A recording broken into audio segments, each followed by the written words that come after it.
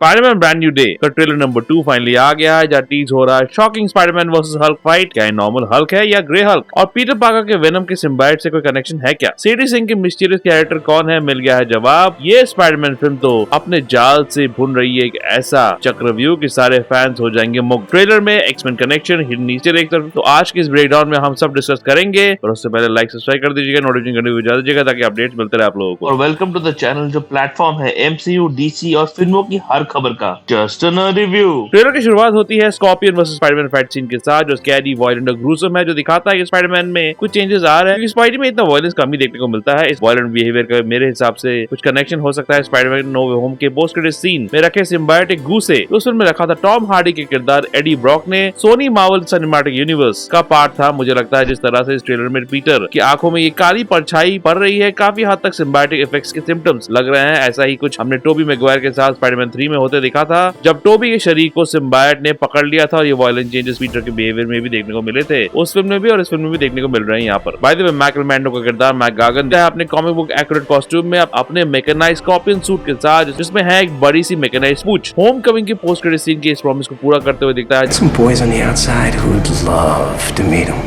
जहाँ वो स्पाइडरमैन के हड्डियां तोड़ना चाहता था। इस सीन में अगर आप गौर करें तो कुछ सोल्जर्स मूर्ति की तरह फ्रोजन दिखते हैं, एज इफ किसी ने उनके दिमाग पे कब्जा कर लिया है। ऐसी चीजें पूरे ट्रेलर में देखने को मिलती है। इस क्लिप में एक शॉकवेव पूरे न्यूयॉर्क को लोगों को कब्जा कर लेता है, यानी कि माइंड कंट्रोल हो जाते हैं सारे का सारे लोग। मार्वल में कुछ ही किरदार है जिनके पास इस लेवल के पावर्स है, जिनमें शामिल है प्रोफेसर एक्स और जीन ग्रे। मतलब ये कंफर्म हो रहा है कि सीडी सिंह जो इस ट्रेलर में पहली बार दिखी है वो निभा रही है जीन ग्रे, जिसके पास इस लेवल के माइंड कंट्रोल के पावर्स है, जिससे वो पूरे शहर को अपने बस में कर सकती है। हो सकता है इस आइलैंड में सीडी को बंदी बनाए रखा गया हो, जहाँ से सीडी अपनी इस माइंड कंट्रोल एनर्जी को फैला रही है। जैसे शॉकवेव को यहाँ दिखाया जा रहा है लोगों को गिरफ्त करते हुए एक एनर्जी के थ्रू। थंडरबॉल्ट्स मूवी से वॉइड वाले सीन की याद आ जाती है, जहाँ वॉइड ने पूरे न्यूयॉर्क को वॉइड के अंधेरे में गिरफ्त कर लिया था उस फिल्म में। पर इस शॉकवेव से पीटर को कोई असर नहीं हो रहा है, और जॉन बर्नथल के किरदार फ्रैंक कैसल को भी पता नहीं क्यों। पता नहीं, हो सकता है कि पीटर के पास कुछ छुपे हुए पावर्स हो, जैसे नो वे होम में पीटर ने एस्ट्रल प्लेन वाले पावर्स दिखाए थे, जिसने डॉक्टर स्ट्रेंज को शॉक कर दिया था।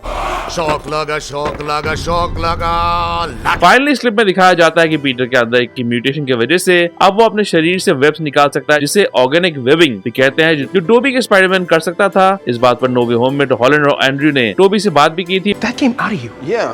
पर इसी के साथ पीटर एक राक्षसी रूप में भी जा रहा है, जिसे कहा जाता है मैन स्पाइडर। तो हुआ था स्पाइडरमैन द एनिमेटेड सीरीज में अमेजिंग स्पाइडरमैन इशू 437 में। इस म्यूटेशन को रोकने के लिए पीटर पहुंच जाता है एक ऐसे आदमी के पास जो इंसान से राक्षस बनने में पीएचडी कर चुका है। मार्क रफलो के किरदार ब्रूस बैनर से पीटर मिलता है एम्पायर स्टेट यूनिवर्सिटी में, स्टेट यूनिवर्सिटी के टी शर्ट में। एम्पायर स्टेट यूनिवर्सिटी पहली बार अपीयर हुआ था द अमेजिंग स्पाइडरमैन इशू 31 1965 में, जो प्राइमरी वही जगह है जहाँ पीटर ने पढ़ाई की थी कॉमिक्स में। ब्रूस अपने हल्क कंट्रोलिंग डिवाइस को दिखाता है, जो वही डिवाइस है जो उसने शी हल्क में बनाया था और दिखाया था, पर यहाँ एक अपडेटेड वर्जन दिखाया जाता है। इससे वो अपने अंदर के गामा रेज को कंट्रोल कर सकता है। इसमें लिखा दिखता है गामा सप्रेसर एक्टिव। इसी डिवाइस से वो ह्यूमन फॉर्म में रहता है, हल्क फॉर्म में नहीं। ठीक भी है क्योंकि सीजीआई काफी एक्सपेंसिव है हल्क का। ब्रूस करता है ये जो उसने एवेंजर्स एज ऑफ अल्ट्रॉन में भी किया था।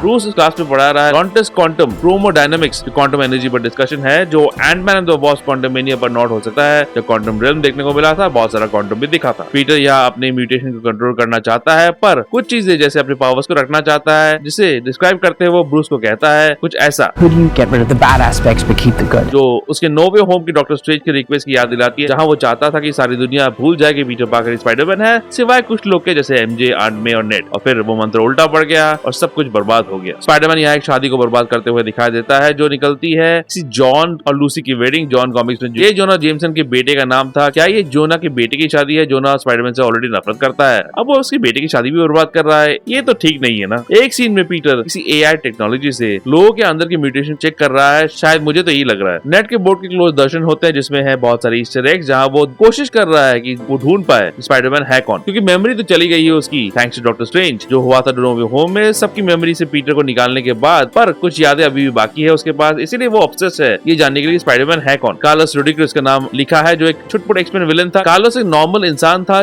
जब तक वो और उसकी गैंग वाई मैन एक म्यूटेंट के पास जाते हैं, उसका कर्जा चुकाने के लिए उसको धमकाते हैं। उस म्यूटेंट ने अपनी म्यूटेंट पावर्स का इस्तेमाल करके कार्लोस के शरीर पर स्पेशल टैटूज बना दिए, जिन्होंने उसे super human strength, force field generate करने की एबिलिटी और एक्सप्लोसिव पंच जैसे जबरदस्त पावर्स दिए, और वो बन गया एक पावरफुल विलन। एक फोटो भी है बगल में, जो शायद टॉम हॉलैंड के असल भाई की है। स्पाइडरमैन क्वींस की बोली बोलता है ये भी लिखा है एक जगह पर, और ठीक भी है क्योंकि पीटर क्वीन से ही आता है। नेट के घर पे एक हेलमेट रखा हुआ है जो काफी हद तक बूमरैंग ये हेलमेट की तरह दिख रहा है। वो वही विलन जो पिछले ट्रेलर में लड़ते हुए दिखा था स्पाइडरमैन के साथ। अटकल है कि एमजे का नया बॉयफ्रेंड इसे निभाया है इमान एस्फांदी ने। शायद बूमरैंग एक फ्रेड मायर्स का किरदार निभा सकता है, तो ये हेलमेट उसी का हो सकता है। इसके बाद आता है इस ट्रेलर का मनी शॉट, जहाँ सीडी सिंह के किरदार ने ब्रूस के डिवाइस को उसके हाथों से निकाल दिया है और अब शायद ब्रूस उसके कंट्रोल में है, यानी कि हल्क बनने वाला है, सैवेज हल्क। वैसा ही कुछ एज ऑफ अल्ट्रॉन में वांडा ने किया था हल्क के साथ, इसी वजह से वापस आ गया सैवेज हल्क, जिसकी जर्नी की शुरुआत हुई थी द इनक्रेडिबल हल्क से, फिर कंटिन्यू किया था the Avengers, age of Ultron, Thor Ragnarok में, फिर अचानक हल्क को बना दिया गया डरपोक हल्क जो एवेंजर्स इन्फिनिटी वॉर में निकलना ही नहीं चाहता था। फिर एंड गेम में उसे बना दिया गया प्रोफेसर हल्क, जिसके पास ब्रूस का दिमाग था और हल्क का शरीर। शी हल्क सीरीज में तो हादी हो गई क्योंकि हल्क को बना दिया गया बारबेक्यू अटेंडिंग फैमिली वाला हल्क।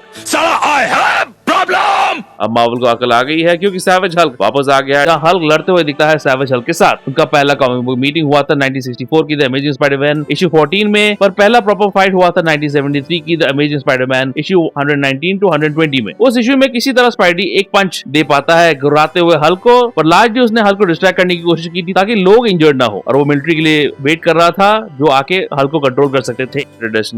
ने हल्क के फेमस थंडरक्लैप को भी वापस लाया है जो इनक्रेडिबल हल्क में दिखा था, फिर शी हल्क सीरीज में भी दिखा था। और सवाल है कि ग्रे हल्क दिखेगा कि नहीं, इसकी अटकलें काफी दिनों से चल रही थी। ब्रांड न्यू डे के इंटरव्यू राउंड में स्टार्का से रिवील किया कुछ ऐसा जिसे सुनकर तो ऐसे लग रहा है कि ग्रे हल्क दिखने वाला है पक्का। Hulk is green.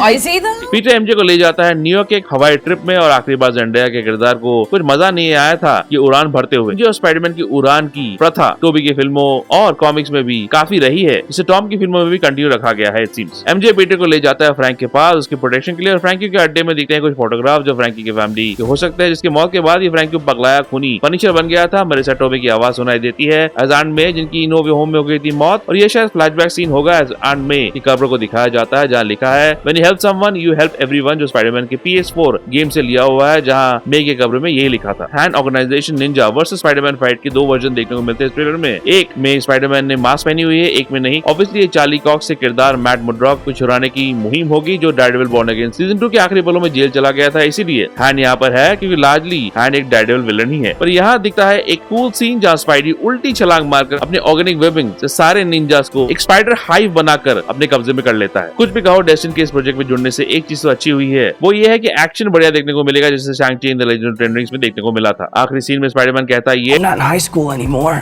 जो उसके हाई स्कूल दिनों पर एक कूल नॉट है जो शुरू हुई थी स्पाइडरमैन होमकमिंग से और खत्म हुई नो वे होम में। स्पाइडरमैन ब्रांड न्यू डे आ रही है जुलाई 31, 2026 में, और मैं हूँ फुल टू एक्साइटेड क्योंकि स्पाइडी का जाल बिछ रहा है और हम फैंस हो रहे हैं पागल। आपको कैसा लगा ये ट्रेलर कमेंट्स में बताइए, लाइक सब्सक्राइब कर दीजिएगा। स्टीफन स्पीलबर्ग की नई फिल्म डिस्क्लोजर डे का रिव्यू वीडियो, और जहाँ डेस्टिन की बात हो ही रही है तो शैंग-ची की बात क्यों ना हो, इसीलिए एक शॉट जहाँ बताया जा रहा है कि शैंग-ची 2 अभी भी जिंदा है उसे भी आखिर में रख दिया है। चेकआउट जरूर कीजिएगा और ऐसे MCU ब्रेकडाउन के लिए देखते रहिए just in a review. Just in review के हर छोटे बड़े अपडेट्स के लिए YouTube के अलावा आप हमें फॉलो कर सकते हैं X पर, Spotify पर भी और Facebook में भी। सबके लिंक्स डिस्क्रिप्शन बॉक्स में मिल जाएंगे आपको। इसके अलावा प्रोनीत डायरी blogspot.com में भी आपको सारे अपडेट्स मिलते रहेंगे, जिसका लिंक भी डिस्क्रिप्शन बॉक्स में ही है।